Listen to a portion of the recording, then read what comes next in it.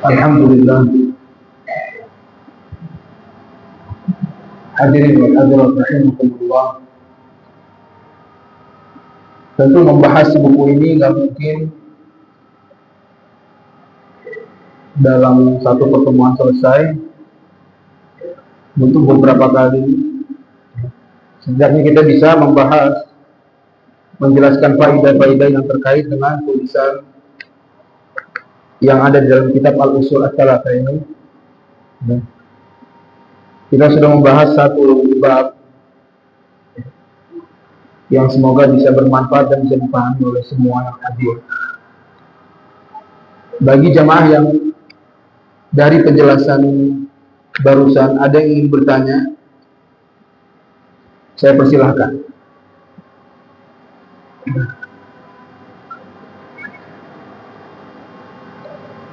Silakan.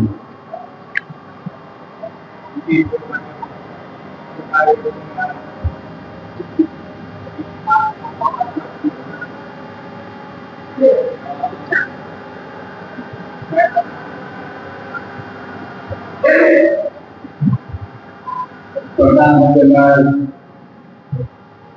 ceramah kalau orang yang hidup dalam masa Allah, dia belum sampai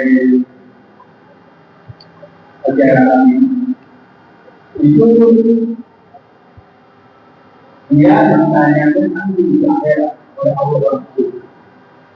Artinya kita sama saja dia dikubur tapi tidak menerima nikmat atau tidak dikubur. Itu pertanyaan. Kedua, bagaimana kita terjadi masalah Allah ini?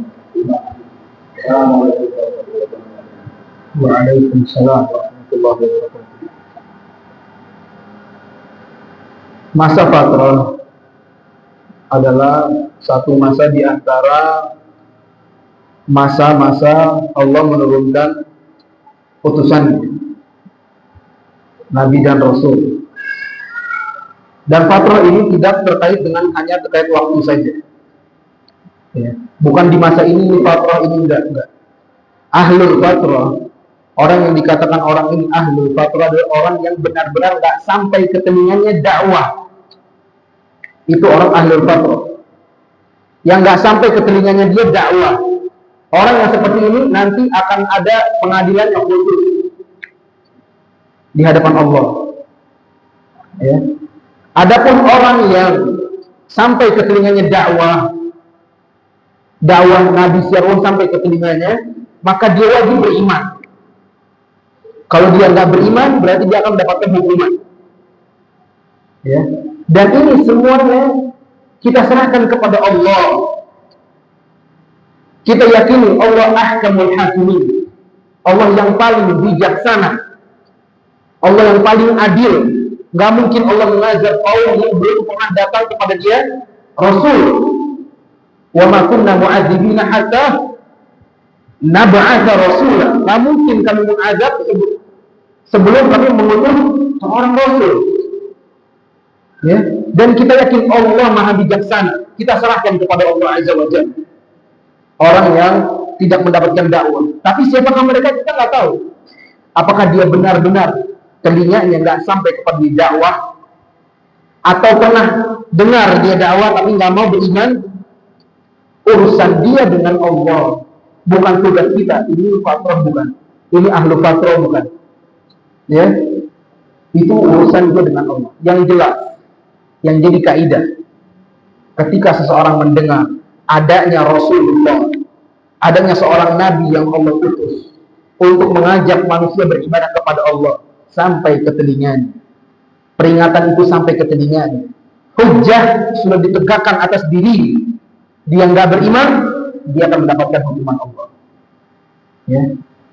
Kemudian sebaliknya, orang yang hanya mendengar, kalau bahasa kita sekelebat aja, ada Nabi, nggak tahu itu tugasnya apa, mengajak untuk beriman seperti dia nggak tahu, belum iqamatul hujjah bagi dia, maka Allah nggak akan mengazab orang yang seperti ini. Itu urusan Allah, bukan urusan kita. Nggak perlu kita ngurus itu. Ya. Kita, Allah sudah kasih kita peringatan belum? Sudah. Kita sudah memenuhi peringatan Allah belum? Ya. Itu yang harus kita fokus. Bukan menilai ini orang ahlu fatwa atau bukan. Itu urusan Allah. Kalau dia ahlu fatwa, Allah akan mengadili. Kalau dia bukan ahlu fatwa, Allah akan mengadili dengan kebijaksanaan.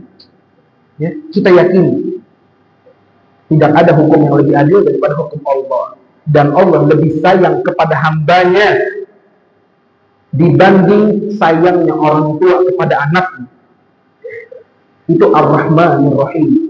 Allah Ar-Rahmanir Rahim. Kita serahkan semua kepada Allah Azza wa Jalla. Ya, itu ahlu fatwa. Pertanyaan yang lain. Oh, iqamah. Yang terakhir, silakan.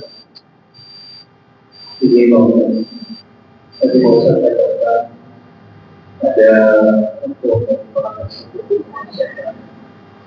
Ada yang saya katakan contoh dari beberapa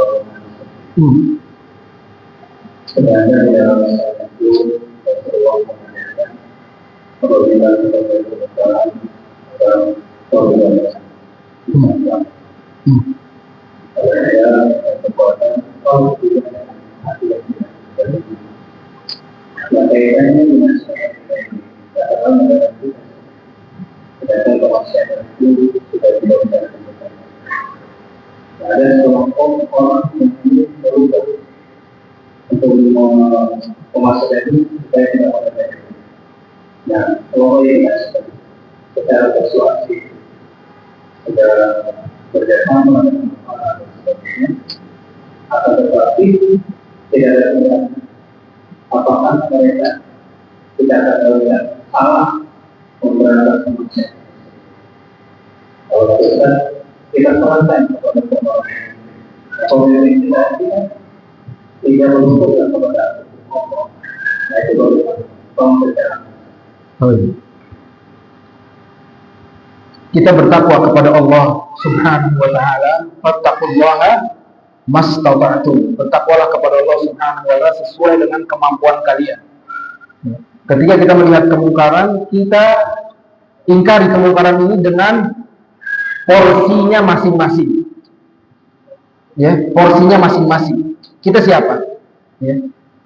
Kalau kita berhak bisa mengingkari kemungkaran ini, menghabiskan kemungkaran ini, kita berhak, kita lakukan. Kalau enggak, jangan. Enggak boleh. Ketika kita melihat kemungkaran, kita nggak bisa mengingkarinya karena kita bukan siapa-siapa. Ya. Kita lapor sama pemimpin yang nggak beraksi, ya sudah, kita nasihatin dengan lisan. Karena kita nggak bisa, sekarang dengan tangan nggak bisa. Dengan lisan. Kata Rasulullah SAW, kalau nggak bisa dengan tangan, dengan apa?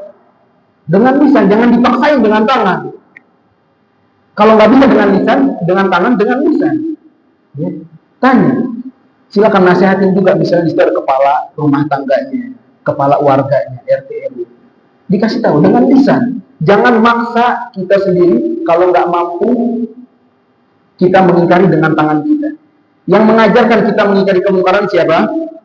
Rasulullah SAW. Di dalam hadis secara jelas Rasulullah SAW katakan, fa illam yastati, kalau kalian nggak bisa, fa bilisani, maka dengan lisan. Jangan maksa kalau nggak bisa. Dengan kekuasaan nggak bisa, dengan lisan. Ya. Dia nggak mau, urusannya dia sama Allah Azza wa Jalla. Yang penting kita sudah mengingkari. Ya. Karena ini hal-hal yang seperti ini bisa jadi nggak semuanya mungkin bongkar nanti dipukul rata, siapa saja bisa berbuat. Sekarang kalau semua orang boleh berbuat seperti itu, siapa yang boleh? Siapa yang boleh? Apakah fulan atau fulan? Nggak ada yang tahu bacanya siapa. Kita butuh orang yang memiliki kekuasaan. Ya. Jadi kalau ada apa-apa diredam sama penguasa. Kalau enggak ini berantem nggak habis-habis. Siapa yang mau meredam? Kalau terjadi banyak kacauan, siapa? Yang mau tanggung jawab siapa? Kalau ini sedikit, ini banyak, langsung selesai. Kalau ini juga banyak melakukan perlawanan, terjadi kerusakan, yang tanggung jawab siapa? Kalau bukan orang yang memiliki kuasa. Ya. Kalau kita nggak mampu, kata Rasulullah SAW, dengan lisan, nggak mampu dengan lisan, dengan hati. Itu ajaran Rasulullah SAW. Ya, insya Allah ini cara yang hikmah. Ya, ini cara hikmah yang kita harus mengingkari kemungkaran dengan cara yang hikmah. Itu kurang lebih yang bisa saya sampaikan pada kajian ini. Jika ada salah dari saya mohon maaf. Semoga ilmu yang kita dengar pada hari ini bermanfaat. Kita tutup majelis kita dengan doa kafaratul majlis. Subhanaka Allahumma bihamdik, asyhadu an la ilaha illa anta, astaghfiruka wa atubu ilaik. Wassalamualaikum warahmatullahi wabarakatuh.